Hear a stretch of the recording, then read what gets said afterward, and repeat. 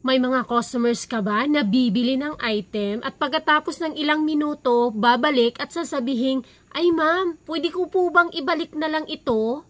Meron namang iba, bibili ng item, pinili yung item, maya-maya, babalik at sasabihin, "Ma'am, ayaw man pong gumana." At yung customer na babalik pagkatapos bumili ng ilang minuto at sasabihin sa'yo, ito ang pinakamasarap pakinggan. "Ay ma'am, ibalik ko na lang. Hindi po pala yan ang sira ng motor ko."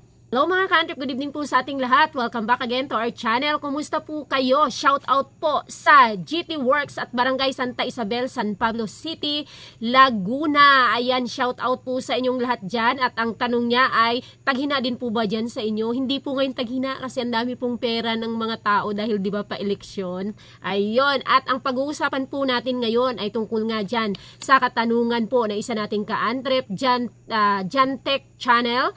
Ma'am, baka po may vlog nyo ang list na mga items na no-return na exchange po para po malista din po ng mga owner for tips ng non-TY and God bless po. Hindi na ito bago mga ka-antrip, lalong-lalo na dito sa ating industriya ng motor parts and accessories at kasama na dyan yung mga nasa auto supply. Mas bihira pa nga yung sa hardware compare sa ating klase ng industriya. Napakatalamak po yan nung ibalik ko na lang ma'am, hindi po pala yan ang sira ng motor ko. Ay ma'am, hindi kasya. Ay ma'am, ayaw man pong gumana. Ay ma'am, mali ang sukat.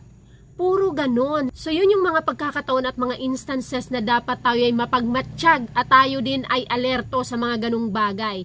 So may mga isasuggest ako or may mga babanggitin ako ng mga items para nga po doon sa mga gustong makakuha ng konting tips or idea doon sa mga no return no exchange na ating ng mga items na pwede nating panindigang hindi na natin palitan or hindi na natin i-refund, lalong-lalo na po kapag yan po ang mga bagay na mga sensitibo. Actually, as per DTI po, meron po tayo dito talagang no return no exchange policy na tinatawag, diba? Kasi lalong-lalo na kung yung item ay okay naman, tapos ang magiging dahilan lang ni customer or ni buyer sa kanyang pagbabalik ng item ay dahil sa change of mind, dahil sa nagbago ang isip niya na hindi naman defective yung item, tama naman yung item na binigay doon sa binibili niya, pero nagbago ang isip niya or nagkamali siya sa pagbili tapos nabuksan niya na at gusto niyang ibalik or papalitan or ipa-refund.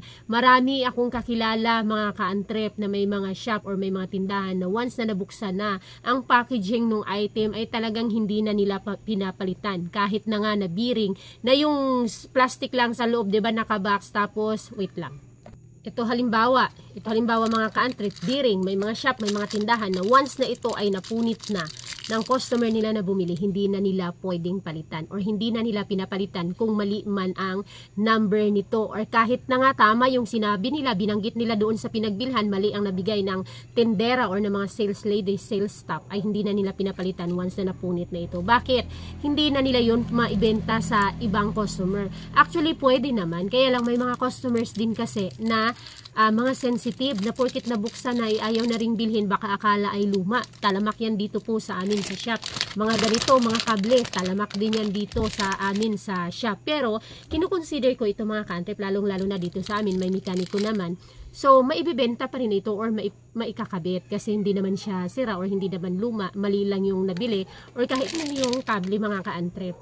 Ang dami kong mga ka-antrip na mga items na kinukonsider ko for exchange or change of item, but bihirang-bihira akong nagre-refund, depende sa reason.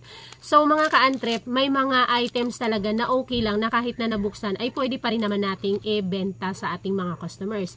Pero itong babanggitin ko, like halimbawa yan yung mga sprocket, engine sprocket, yung chain medyo masela na kasi masisira na, tapos papangit na yung packaging niya, yan, bearing, cables, pwede nyo ring hindi hindi na kayo tatanggap ng palit kasi lalo na kung pangit ang pagkapunit nila, minsan sira pa yan talaga, but I consider it kasi pwede nga pong pwede nga ditong ikabit pa sa mga customers. And then yung mga pag ako po kasi nagbebenta, pinapakita ko talaga sa customer, tinatanggal ko, binubuksan ko, kahit silyado yan, binubuksan ko para makita nila at masukat nila sa motor nila dyan mismo. Ngayon ko hindi dala ang motor, walang dala na sample, so sinasabihan ko lang, nire-remind ko na ayusin pagkat yung yung packaging niya, yung balo, tapos wag dumihan ang pagsukat, and then kung mali, kung hindi kasya, dalhin dito, ibalik for change, palitan ko, dalhin nila yung luma. So may mga ganung pagkakataon at ganun talaga yung aking rules dito.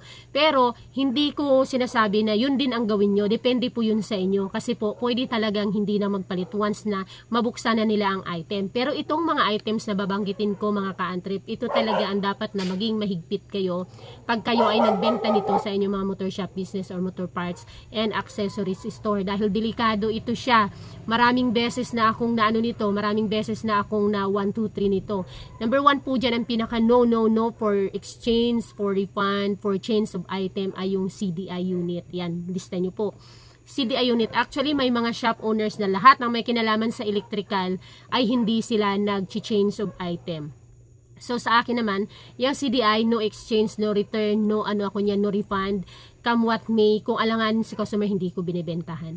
So, pagdating naman sa mga regulator, ay hindi rin ako nagbebenta kapag ang kanilang kakabitan ay no return, no refund din ako dito kapag sa Smash. Yan. Kasi, ang Smash kasi na motor, dapat malakas ang battery. Ngayon, si regulator, kung mahina ang battery mo at bibili ka ng regulator, sasabihin niya, hindi gumagana si regulator or walang kuryente si regulator kasi nga, mahina yung kanyang battery. So, ang pagkakamala nila na defective or mahinang klase, si regulator. Kaya hindi ako nagbebenta nun. Tinatanong ko kung ang iyong battery ba ay ano ba tawag dito, malakas or mahina.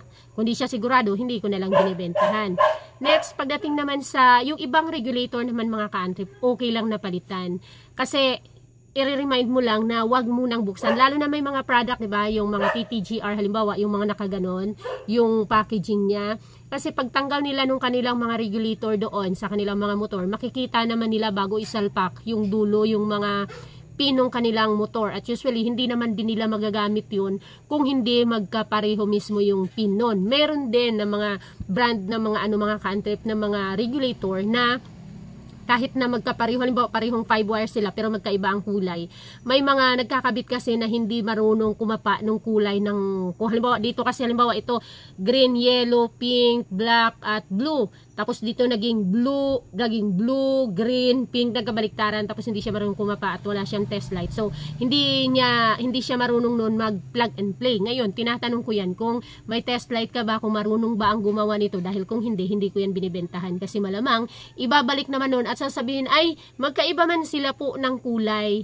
Tapos yung dulo nun, 'di ba, kapag replace na yung dulo nun, iba na yung sakit niya doon sa dulo. So, ayan, nire-remind ko kaagad kung marunong gumawa. Kung marunong gumawa, okay. Kung hindi marunong gumawa, hindi ko binibentahan kasi baka ibalik kasi nga tapos mabuksan na hindi magkaiba lang yung sakit nun. Ginugupit lang naman ang sakit nun at ipapalit mo.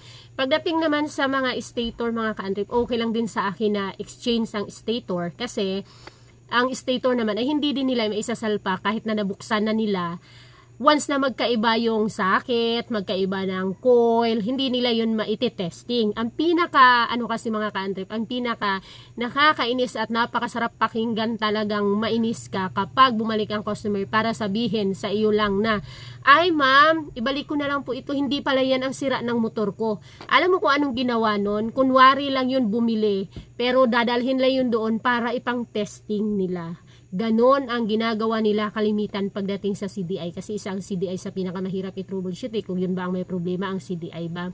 So usually ganon ang ginagawa nila. Parang pinagte-testing lang nila yung iyong item. So babalik yan para sabihin, ma'am, hindi naman pala ito ang sira, okay pa pala kasi ganun pa rin siya. Kaya yung stator, hindi nila yan matitest kung magkaiba yung coil, kung magkaiba yung sakit. So okay lang sa akin maipalit. Basta lagi ko na-remind na wag naman yung sobrang dumi. Kasi naman mayroon ding mga customer na napakadin talaga. Imagine mo, itong bearing, pinuno na ng grasa, ang dumi-dumi pa yung pinagsalpakan, Tapos ibabalik sabihin, ay ma'am, mali pala yung number, pero ang dumi-dumi. Sabi ko, next time po kung ganyan, linisan nyo rin muna bago nyo po ipapalitan. Kasi tingnan nyo, grabe kadungis, itim pa yung mga grasa. Yung mga hindi man lang pinunasan or yung lumang grasa na nag-ano pa doon, naglawa-lawa na, di ba yung nag-ano na, nagatubig-tubig na sa dumi. Hindi bagong grasa, yung luma doon sa pinagano. Tapos sinalpak yung bearing, mga ganun siya. So, yung mga stator, okay lang din sa akin na ipalitan yan kasi magagamit din naman dito. Pero sa inyo, depende po sa inyo kasi nga baka hindi na rin bilhin. Kasi may mga customer po kasi na halimbawa binigyan mo na may bukas, sasabihin niya, pwede po yung nakasara. Kaya ang sa akin po, nakasilyo man yan or hindi, binubuksan ko talaga at pinapakita ko sa customer na okay yung item, na hindi defect. Kahit yung mga fender, front fender, yung mga cowling, yung mga side cover, binubuksan ko po yan para makita yung dulo, ang dulo. Baka kasi rin totoo na minsan yung mga dulo, pingas yan. At least alam mo na dyan. Kasi maano din yun nakasave din yun sa oras ng customer na hindi sila babalik, lalo na kung malayo, babalik para papalitan dahil defective yung item. At least dyan pa lang, alam mo na defective siya, para masave ang oras ni customer, wag mo na ibigay yung may defect kasi babalik din yan at babalik doon sa atin. Next mga ka-antrip, so yun na nga mga electrical, yan yung mga starter relay. Kasi pag hindi rin sila yan marunong, ibabalik lang din yan at sasabihin na hindi gumagana. Yan yung mga starter relay na yan. And then, be careful with the piston ring. Kasi yung piston ring baka hindi mo manotice, baka makuna ng isang bago or isang mahaluan ng luma at isa lang ang kukunin nila doon. So, naranasan ko na rin yan kapag maraming customer halimbawa. So, yun yung mga bantayan nyo po na wag nyong hayaan na return, refund, replace, exchange, ganon. Yung mga sensitive, yung mga sa mga pang-scooter, yung mga oil pump nila, di ba? Ayan, bantayan nyo po na hindi. Kasi pwede baka ma-defect pag test nila. Mga piyesa panloob. So, ang pinaka-the best po talaga kapag mga panlabas para kung ayaw nyo magpa-replace, return, refund, is dapat manghingi po kayo ng sample doon sa binibili nila. At tandaan nyo na lang na yung sa mga electrical, as much as possible, yun, wag na lang kayo magpa-return, refund, replace doon. Kasi yung CDI, baka hindi nyo manotice na ibalik sa inyo ay pumutok na pala. So, yun lang, sana nakatulong ito sa iyo, ka-antrip, itong ating napag-usapan ngayon, ang tungkol dito sa list na ito, Sir Japet Channel. Ayan, thank you so much at shout out po sa inyong lahat. Again, shout out GT Works at Barangay Santa Isabel, San Pablo City. Shout out po sa inyong lahat dyan. At kung nagustuhan niyo po ang video na ito, please paki-like naman ang video na ito at paki-share na rin. At pa-subscribe na rin po sa hindi pa nakapag-subscribe. See you in my next video. Bye-bye!